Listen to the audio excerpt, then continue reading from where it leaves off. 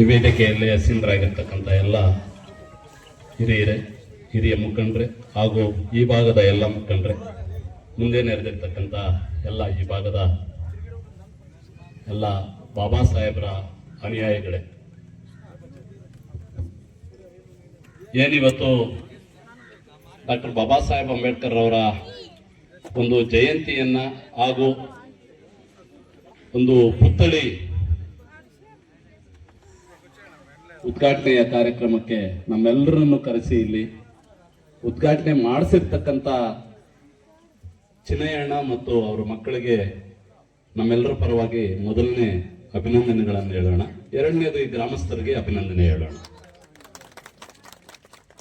ಏನು ಬಾಬಾ ಸಾಹೇಬರ ಒಂದು ಹುಟ್ಟು ಹಬ್ಬದ ಜಯಂತ್ಯೋತ್ಸವವನ್ನ ಇವತ್ತು ಪ್ರಮುಖವಾಗಿ ಏಪ್ರಿಲ್ 14ರಂದು ನಾವು ಅವರು ಜನ್ಮ ತಾಳಿದಂತ ದಿನ, ಆ ದಿನವನ್ನ ಇವತ್ತು ಆಚರಣೆ ಮಾಡ್ತೀವಿ. ಆದ್ರೆ ಅವರಿಗೆ ಬಾಬಾ ಸಾಹೇಬರಿಗೆ ಹುಟ್ಟು ಸಾವು ಒಂದೇ ದಿನ ಅಲ್ಲ, ಅವರು ನಿರಂತರವಾಗಿ ಬದುಕಿರ್ತಕ್ಕಂಥ ಜೀವ. ನಾವೆಲ್ಲವರೆಗೂ ನಮ್ಮ ಜೀವಗಳು ಇರ್ತಾವೋ ಅಲ್ಲಿವರೆಗೂ ಬಾಬಾ ಸಾಹೇಬರ ಜೀವ ನಮ್ಮ ಎದುರುಗಡೆ ಇರ್ತಕ್ಕಂಥ ಒಂದು ಬಾಬಾ ಸಾಹೇಬರ ಇತಿಹಾಸ. ಆ ಇತಿಹಾಸದಲ್ಲಿ ಇವತ್ತು ನಾವು ಎಷ್ಟೋ ಜನ ಇವತ್ತು, ಮೊದಲು ನಾನು ಚಿಕ್ಕ ಹುಡುಗನಾಗಿದ್ದಾಗ ವಿದ್ಯಾರ್ಥಿ ದಿಸೆಯಲ್ಲಿ ದಲಿತ ಚಳವಳಿ ಹುಟ್ಟಿ ನಾನು ಹಾಸ್ಟೆಲ್ ಅಲ್ಲಿ ಇರ್ಬೇಕಾದ್ರೆ ನಚಿಕೇತ್ ನಿಲಯದಲ್ಲಿ ನಮ್ಮ ಮುಳಬಾಗಲ್ ಕಡೆಯಿಂದ ಬರ್ತಕ್ಕಂಥ ಒಂದು ಲಾರಿಗಳನ್ನ ನಾನು ಗಮನಿಸ್ತಾ ಇದ್ದೆ. ಬೇರೆ ಬೇರೆ ತಾಲೂಕಿಂದ, ಆಗ ಚಿಕ್ಕಬಳ್ಳಾಪುರ ಮತ್ತು ಕೋಲಾರ ಜಿಲ್ಲೆ, ಅವಳಿ ಜಿಲ್ಲೆ ಒಂದೇ ಆಗಿತ್ತು. 11 ತಾಲೂಕಿಂದನೂ ಜನ ಬರ್ತಾರೆ ಅಂತಂದ್ರೆ ನಮಗೇನೋ ಒಂದು ಸಡಗರ. ಅಲ್ಲಿ ದಲಿತ ಚಳುವಳಿಯಲ್ಲಿ ಒಂದು ದೊಡ್ಡ ಮಟ್ಟದ ಕಾರ್ಯಕ್ರಮಗಳನ್ನ ನೋಡಿದಾಗ ಬಹಳಷ್ಟು ಖುಷಿ ಆಗ್ತಾ ಇತ್ತು. ಈ ಲಾರಿ ಮೇಲೆ ನನಗೇನಂತಂದ್ರೆ, ನಾನು ಅಲ್ಲಿ ವಿದ್ಯಾರ್ಥಿ, ಮುಳಬಾಗಲ್ ಕಡೆಯಿಂದ ಬರ್ತಾ ಇದ್ದಾವೆ ಅಂತಂದ್ರೆ ಅದನ್ನೇ ಗಮನಿಸೋದು ನಾನು. ಯಾಕೆ ಅಂತಂದ್ರೆ ಮೇಲೆ ಮೈಕ್ ಕಟ್ಕೊಂಡು ತಮಟೆಗಳು ಬಾರಿಸ್ಕೊಂಡು ಲಾರಿಗಳಲ್ಲಿ ಜನ ತುಂಬ್ಕೊಂಡ್ ಬರ್ತಾ ಇದ್ರೆ, ಓ ಇದು ನಮ್ಮ ಮುಳಬಾಗಲ್ ಜನ ಇಂತ ನನಗೆ ಏನೋ ಒಂದು ಖುಷಿ ಅಲ್ಲಿ. ಅಂತ ಒಂದು ಕಾಲಘಟ್ಟದಲ್ಲಿ ದಲಿತ ಚಳವಳಿ ಹುಟ್ಟಿರ್ತಕ್ಕಂಥದ್ದು ಎಷ್ಟೋ ಜನಕ್ಕೆ ದಲಿತ ಚಳವಳಿ ಬದುಕಲಿಕ್ಕೆ ಆಶ್ರಯ ಕೊಟ್ಟಿದೆ. ಬಾಬಾ ಸಾಹೇಬರು ಇದ್ದಿದ್ದಕ್ಕೇನೆ ನಮಗೆ ದಲಿತ ಚಳವಳಿ ಬಂತು. ಆ ದಲಿತ ಚಳವಳಿ ಹುಟ್ಟಬೇಕು ಅಂತಂದ್ರೆ ನಮ್ಮ ಅಣ್ಣ ಹೇಳ್ದಂಗೆ ಅರಳಿ ಗ್ರಾಮ, ಇಡೀ ಒಂದು ದೇಶದಲ್ಲಿ ಇವತ್ತು ದಲಿತ ಚಳವಳಿ ಹೋಗಿದೆ ಅಂತಂದ್ರೆ ಅದಕ್ಕೆ ಮುಖ್ಯ ಕಾರಣ ಮುಳಬಾಗಿಲು, ಮುಡಿಯನೂರು ಪಂಚಾಯತಿ, ಅರಳ್ಳಿ ಗ್ರಾಮ. ಎಷ್ಟು ಜನಕ್ಕೆ ಗೊತ್ತಿಲ್ಲ? ಅರಳ್ಳಿ ಗ್ರಾಮದ ಮುನಿವೆಂಕಟಪ್ಪ ಅಂತೇಳಿ, ಅರಳ್ಳಿ ಗ್ರಾಮದ ಮುನಿವೆಂಕಟಪ್ಪನಿಂದ ಪ್ರಾರಂಭ ಆಗದಂತ ಒಂದು ದಲಿತ ಚಳವಳಿ. ಇವತ್ತು ನಾವು ಅವ್ರನ್ನೂ ಸ್ಮರಿಸಬೇಕಾಗ್ತದೆ. ಅದ್ರ ಜೊತೆಗೆ ಏನು ಬಾಬಾ ಸಾಹೇಬರು ಪಟ್ಟಿರ್ತಕ್ಕಂಥ ಒಂದು ನೋವು, ಮೊನ್ನೆ ಒಂದ್ಸರಿ ಮಹಾನಾಯಕ ಟಿವಿ ಚಾನಲ್ ಬಂದಾಗ ಎಷ್ಟು ಜನ ನಾವು ನೋಡಿದೀವಿ? ಇಲ್ಲಿರ್ತಕ್ಕಂಥವ್ರು ಎಷ್ಟು ಜನ ನೋಡಿದಿರಿ? ಇಲ್ಲ, ಎಲ್ಲರೂ ನೋಡಿದ್ದಾರೆ. ಬರ್ತಾ ಇತ್ತು ಶನಿವಾರ ಭಾನುವಾರ. ನೋಡಿದ್ದೀರಾ? ನಿಜ ಹೇಳ್ಬೇಕು, ನೋಡ್ಲಿಲ್ಲ. ಆದ್ರೆ ಅದೇ ಒಂದು ಟಿವಿಯಲ್ಲಿ ಯಾವ್ದೋ ಆಯಕ್ಕಂದೋ ಈ ಅಕ್ಕಂದೋ ಯಾವ್ದೋ ಒಂದು ಸೀರಿಯಲ್ ಬರ್ತಾ ಇದೆ ಅಂತಂದ್ರೆ ಎಲ್ಲರೂ ಟಿವಿ ಮುಂದ್ಗಡೆ ಕೂತ್ಕೊಂತೀರಿ. ಏನೋ ಅದೇನೇನೋ ಬರ್ತಾ ಇರ್ತವೆ, ನಾವೆಂತೂ ನೋಡೋದಿಲ್ಲ. ಬಾಬಾ ಸಾಹೇಬರ ಇತಿಹಾಸವನ್ನ ಮಹಾನಾಯಕ ಚಾನಲ್ ಅಲ್ಲಿ ಸುಮಾರು ಎಪಿಸೋಡ್ಗಳನ್ನು ಬಂತು. ಅದನ್ನ ನಿಜವಾಗಿ ನೋಡ್ಬೇಕಾಗಿತ್ತು ಎಲ್ರನ್ನು. ಮಧ್ಯದಲ್ಲಿ ನಿಲ್ಲಿಸಿದಾಗ ಕೂಡ ನಮ್ಮ ದಲಿತ ಚಳವಳಿ ಗಲಾಟೆ ಮಾಡ್ತು ಅವ್ರ ಮೇಲೆ, ಯಾಕೆ ನಿಲ್ಲಿಸಿದಿರಿ ಅಂತ. ಮತ್ತೆ ಪ್ರಾರಂಭ ಮಾಡಿಸಿದ್ವಿ ಅಲ್ವಾ? ಬಾಬಾ ಸಾಹೇಬ್ರನ್ನ ಖಾಲಿ ನಾವು ಮಾತುಗಳಲ್ಲೆಲ್ಲ ನಾವು ನೋಡ್ಬೇಕಾಗಿರೋದು, ಅವರನ್ನ ಪೂರ್ತಿಯಾಗಿ ನಾವು ಮನಸ್ಸೊಳಗಡೆ ತಗೊಬೇಕು. ಬಾಬಾ ಸಾಹೇಬ್ರನ್ನ ಯಾವತ್ತು ನಾವು ಮನಸ್ಸಿನ ಒಳಗಡೆ ಯಾವಾಗ ನಾವು ತುಂಬಿಸ್ಕೊಳ್ತೀವೋ ಅವಾಗ ಅದ್ರಿಗೆ ಏನಾದ್ರೂ ಒಂದು ಅರ್ಥ ಇರ್ತದೆ. ಮೇಲೆ ಬಾಬಾ ಸಾಹೇಬ್ ಅಂತೀರಿ, ನಮ್ಮ ಮನೆಗಳಲ್ಲಿ ಕೂಡ ನಾವು ಬದಲಾಯಿಸ್ಲಿಕ್ಕೆ ಆಗ್ಲಿಲ್ಲ. ಇಲ್ಲಿ ಬಾಬಾ ಸಾಹೇಬ್ ಅಂತೀರಿ, ಅಲ್ಲೋಗಿ ಮನುವಾದದ ಕಡೆ ಹೋಗ್ತೀವಿ. ನಾನು ಕೂಡ ಇಲ್ಲಿ ಡಾಕ್ಟರ್ ಬಾಬಾ ಸಾಹೇಬ್ರಿಗೆ ಜಿಂದಾಬಾದ್ ಅಂತೀವಿ, ಅಲ್ಲೋಗ್ಬಿಟ್ಟು ಗಂಗಮ್ಕೆ ಮಾರಂಕೆ ಜೈ ಅಂತೀವಿ. ಹೆಂಗೆ? ಇನ್ನು ಹೋಗ್ಲಿಲ್ಲ. ನಾವು ಸಂಪೂರ್ಣವಾಗಿ ಬದಲಾಗಬೇಕು ಅಂತಂದ್ರೆ ಇವತ್ತೇನು ಬಾಬಾ ಸಾಹೇಬರನ್ನ ಈ ಚಿಕ್ಕ ಒಂದು ಸಮುದಾಯ ಭವನದಲ್ಲಿ ನನ್ನ ಸಹೋದರರು ನಿಲ್ಲಿಸಿದ್ದಾರೆ, ನಿಜವಾಗಿ ಆ ದೇವರ ಮುಂದ್ಗಡೆ ನೀವು ಬುದ್ಧರನ್ನು ನಿಲ್ಲಿಸಿ ವಿವಾಹಗಳನ್ನ ಮಾಡ್ಕೊಂಡಾಗ ನಿಜವಾಗಿ ನೀವು ಬದಲಾಗ್ತಾ ಇದ್ದೀರಿ ಅಂತ ನಾನು ನಂಬುತ್ತೀನಿ. ಏನೋ ನೀವೆಲ್ಲೋ ಹೋಗಿ ಚೌಟ್ರಿಯಲ್ಲಿ ವಿಜೃಂಭಣೆಯಿಂದ ಮದುವೆ ಮಾಡಿದಾಗಲ್ಲ, ನಾನು ನನ್ನ ಮಗಳ ಮದುವೆ ಮಾಡುವಾಗ ಸಂಪೂರ್ಣವಾಗಿ ನಾನು ಬದಲಾಯಿಸ್ಬೇಕಂತೇಳಿ ಶ್ರಮೆ ಪಟ್ಟೆ. ನಾನು ಬ್ರಾಹ್ಮಣನ್ ಮಾತಾಡ್ಲಿಲ್ಲ, ಬಾಬಾ ಸಾಹೇಬ್ರನ್ನ ನಿಲ್ಲಿಸ್ದೆ, ಅಂಬೇಡ್ಕರ್ ಅವ್ರನ್ನ ನಿಲ್ಲಿಸ್ದೆ ಚೌಟ್ರಿಯಲ್ಲಿ. ಇವ್ರು ಅಂಬೇಡ್ಕರ್ ನಿಲ್ಲಿಸ್ತಾರೆ ಅಂತೇಳಿ ಚೌಟ್ರಿ ಕೊಡೋದಿಲ್ಲ ಅಂತಂದ. ನೀನ್ ಕೊಡೋದಿಲ್ಲ ಅಂದ್ರೆ ನಾನು ಗಲಾಟೆ ಮಾಡ್ತೀನಿ ಅಂತಂದೆ. ಇದು ನಿಜ. ಪೂಲ್ಚಂದ್ ಲೇಔಟ್ ಅಲ್ಲಿ ನಾನು ಅಂಬೇಡ್ಕರ್ ನಿಲ್ಲಿಸ್ತೀನಿ ಅಂದಿದ್ದಕ್ಕೆ ನಾನು ಚೌಟ್ರಿ ಕೊಡೋದಿಲ್ಲ ಅಂದ. ನೀನ್ ಚೌಟ್ರಿ ಕೊಡಲ್ಲ ಅಂದ್ರೆ ನಾನು ಗಲಾಟೆ ಮಾಡ್ತೀನಿ ಅಂತಂದೆ. ಇದು ವಾಸ್ತವಾಂಶ.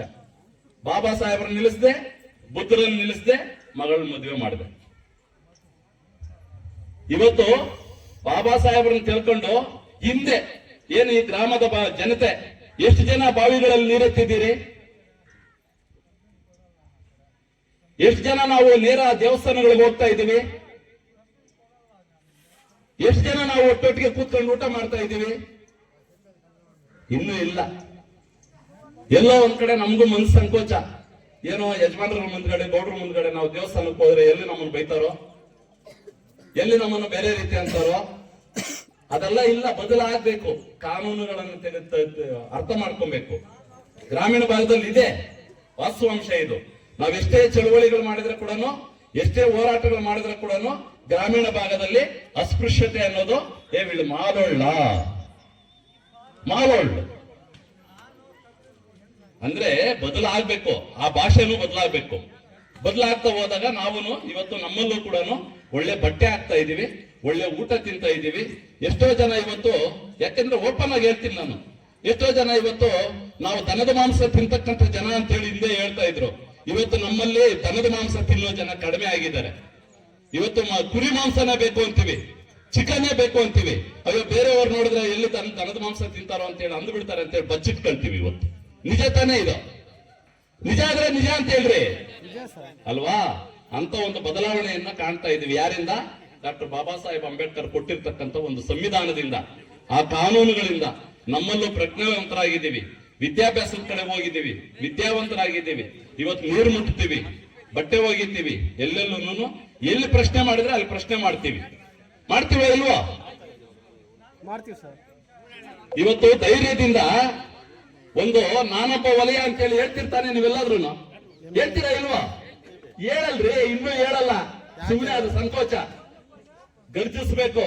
ಡಾಕ್ಟರ್ ಬಾಬಾ ಸಾಹೇಬ್ ಅಂಬೇಡ್ಕರ್ ಹೇಳಿರೋದೇನು? ಶಿಕ್ಷಣವನ್ನು ಪಡೀರಿ. ಶಿಕ್ಷಣವನ್ನು ಪಡೆದಾಗ ಧೈರ್ಯ ಬರ್ತದೆ. ನಮ್ಮ ಮಕ್ಕಳು ಶಿಕ್ಷಣ ತಪ್ಸಕ್ ಹೋಗ್ಬೇಡ್ರಿ ಯಾರನ್ನು. ಫಸ್ಟ್ ಶಿಕ್ಷಣ ಕೊಡಿಸಿ. ಕೂಲಿ ನಾಲಿ ಮಾಡಿ ಇವತ್ತು ಬಹಳಷ್ಟು ಜನ ವಿದ್ಯಾಭ್ಯಾಸದ ಕಡೆ ಕಳಿಸ್ತಾ ಇದ್ರಿ ಮಕ್ಕಳನ್ನ. ಬಟ್ ಅರ್ಧದಲ್ಲಿ ನಮ್ಮ ಜನ ನಿಂತೋಗ್ತಾ ಇದ್ದಾರೆ. ಪೂರ್ತಿ ಎಜುಕೇಶನ್ ಅನ್ನ ಮಾಡ್ತಾ ಇಲ್ಲ. ಪೂರ್ತಿ ಎಜುಕೇಶನ್ ಮಾಡ್ಕೊಂಡಾಗ ಸಂಪೂರ್ಣವಾಗಿ ಅವ್ರಿಗೊಂದು ಬದಲಾವಣೆ ಅಂತ ಬರೋದಕ್ಕೂ ಸಾಧ್ಯ ಆಗ್ತದೆ.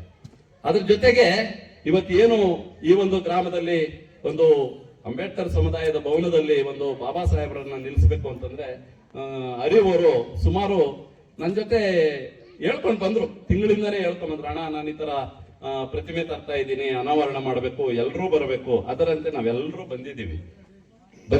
ಈ ನಾನು ಹೇಳ್ಬೇಕಾದ್ರೆ ಕೂಡ ಅರಿಗೆ ಹೇಳಿದೆ, ನೋಡಪ್ಪ ಪಂಚಾಯತಿ ಎಲ್ಲಾ ಮುಖಂಡರನ್ನು, ಎಲ್ಲಾ ಸಮುದಾಯದ ಮುಖಂಡರನ್ನು ತಪ್ಪದೆ ಕರಿಬೇಕು ಆ ವೇದಿಕೆಗೆ. ಅದರಂತೆ ಕರೆದಿದ್ದಾರೆ. ತುಂಬ ಹೃದಯದ ಧನ್ಯವಾದಗಳು ಹರಿ ನಿನಗೆ. ಯಾಕೆ ಅಂತಂದ್ರೆ ಇಷ್ಟೊಂದು ಚಿಕ್ಕದಾಗಿ ಚೊಕ್ಕವಾಗಿ ಒಂದು ಅಷ್ಟು ಜನಕ್ಕೆ ನಾವು ಏನಾದ್ರೂ ತಿಳಿ ಹೇಳ್ಬೇಕು ಅಂತಂದ್ರೆ ಕೇಳೋ ಅಂತ ಜನ ಇರಬೇಕು. ಏನ್ ಹೇಳ್ತಾ ಇದ್ದಾರೆ ಇವರು, ಅದನ್ನ ಕೇಳೋ ಅಂತ ಜನ ಇದ್ದಾಗ ಮಾತಾಡುವಂತವ್ರಿಗೆ ಇನ್ನಷ್ಟು ಹುಮ್ಮಸ್ ಬರ್ತದೆ. ಏನು ಅಂತಂದ್ರೆ ಈ ವಿಚಾರಗಳನ್ನ ಯಾವಾಗ್ಲೂ ನಾವು ಬೇರೆ ಬೇರೆ ರೀತಿಯ ತಮಟೆಗಳು ಬರ್ಸ್ಕೊಂಡು ಬೇರೆ ಬೇರೆ ಕಾರ್ಯಕ್ರಮಗಳನ್ನ ಮಾಡ್ಕೊಳ್ತೀವಿ. ಆದ್ರೆ ಬಾಬಾ ಸಾಹೇಬರ ಜಯಂತಿ ವರ್ಷಕ್ಕೊಂದ್ಸರಿ ಇಂಥ ಒಂದು ಕಾರ್ಯಕ್ರಮಗಳನ್ನು ಬರ್ತವೆ. ಇಂಥ ಕಾರ್ಯಕ್ರಮ ಬಂದಾಗ ದಯವಿಟ್ಟು ಇಲ್ಲಿ ಸೇರಿರ್ತಕ್ಕಂಥವ್ರು ಎಲ್ಲರೂ ಅಷ್ಟೇ ಒಂದು ಮೆಸೇಜ್ ಅನ್ನ ಕೊಡಬೇಕು. ಒಂದೇ ದಿನ ಕಾರ್ಯಕ್ರಮ ಮಾಡೋ ಬದಲು ವರ್ಷದ ಉದ್ದಕ್ಕೂ ಇಂಥ ಒಂದು ಕಾರ್ಯಕ್ರಮಗಳನ್ನ ಮಾಡಿ. ವಿಚಾರಗಳು ಒಂದಳ್ಳಿಯಿಂದ ಇನ್ನೊಂದು ಹಳ್ಳಿಗೆ ಹೋಗ್ತವೆ. ವಿಚಾರಗಳು ಜನರ ಮನದಟ್ಟಾಗ್ತದೆ. ಒಂದೇ ದಿವಸ ಮಾಡ್ಬಿಡ್ಬೇಕು ಅಂತಂದ್ರೆ ಎಲ್ಲಾ ನಾಯಕರು, ಎಲ್ಲಾ ಅಫಿಷಿಯಲ್ಗಳು ಒಂದೇ ದಿವಸ ಸಿಗೋದಿಲ್ಲ. ಅದೇ ಇವತ್ತು ತಪ್ಪಿಸಿ ಇನ್ನೊಂದು ದಿವಸ ಮಾಡ್ಕೊಂಡಾಗ ಸಂಬಂಧಪಡ್ತಕ್ಕಂಥ ತಹಶೀಲ್ದಾರನ್ನ ಇಲ್ಲಿಗೆ ಹಾಕ್ಬೋದು, ಸಂಬಂಧಪಡ್ತಕ್ಕಂಥ ಈ ಹೋಬಳಿ ಮಟ್ಟದ RI ಅವರನ್ನ ಇಲ್ಲಿಗೆ ಹಾಕ್ಬೋದು, ಸಂಬಂಧಪಡ್ತಕ್ಕಂಥ ಬೇರೆ ಬೇರೆ ಇಲಾಖಾ ಅಧಿಕಾರಿಗಳನ್ನ ಇಲ್ಲಿ ಕರೆಸಬಹುದು. ನಮ್ಮ ಗ್ರಾಮದಲ್ಲಿ ಇಂಥ ಒಂದು ಕಾರ್ಯಕ್ರಮ ಇದೆ, ಈ ಕಾರ್ಯಕ್ರಮಕ್ಕೆ ಬನ್ನಿ, ನಮ್ಮ ಊರಿನ ಪರಿಸ್ಥಿತಿ ನೋಡಿ ಅಂತೇಳಿ ಅಧಿಕಾರಿ ವರ್ಗಕ್ಕೆ ತರಬಹುದು. ನಿಜ ತಾನೆ? ಆದ್ದರಿಂದ ಇಂಥ ಒಂದು ಕಾರ್ಯಕ್ರಮಗಳನ್ನ ಹಂತ ಹಂತವಾಗಿ ಮಾಡ್ಕೊಂಡು ಹೋದಾಗ ಬೇರೆ ಬೇರೆ ಗ್ರಾಮಗಳಿಗೆ ಇಂಥ ಒಂದು ಕಾರ್ಯಕ್ರಮಗಳನ್ನ ಆಯೋಜನೆ ಮಾಡ್ತಕ್ಕಂಥ ಒಂದು ಇದನ್ನ ಹರಡಿಸಬೇಕು. ಬಾಬಾ ಸಾಹೇಬರ ಆಚಾರ ವಿಚಾರಗಳನ್ನ ಪ್ರತಿ ಗ್ರಾಮಕ್ಕೂ ಮುಟ್ಟುವ ರೀತಿ ಕೆಲಸ ಮಾಡಬೇಕು ಅಂತ ಹೇಳ್ತಾ ನನಗೆ ಮಾತಾಡ್ಲಿಕ್ಕೆ ಅವಕಾಶ ಕೊಟ್ಟಿರ್ತಕ್ಕಂಥ ವೇದಿಕೆಗೆ ವಂದಿಸ್ತಾ ಮುಂದೆ ನೆರೆದಿರ್ತಕ್ಕಂಥ ಎಲ್ಲ ನನ್ನ ಬಾಬಾ ಸಾಹೇಬ್ ಅಂಬೇಡ್ಕರ್ ಸಾಹೇಬರ ಅನುಯಾಯಿಗಳಿಗೆ ವಂದಿಸ್ತಾ ನನ್ನ ಮಾತನ್ನು ಮುಗಿಸ್ಕೊಡ್ತೀನಿ. ಜೈ ಭೀಮ್, ಜೈ ಕರ್ನಾಟಕ, ಜೈ ಪ್ರಭು.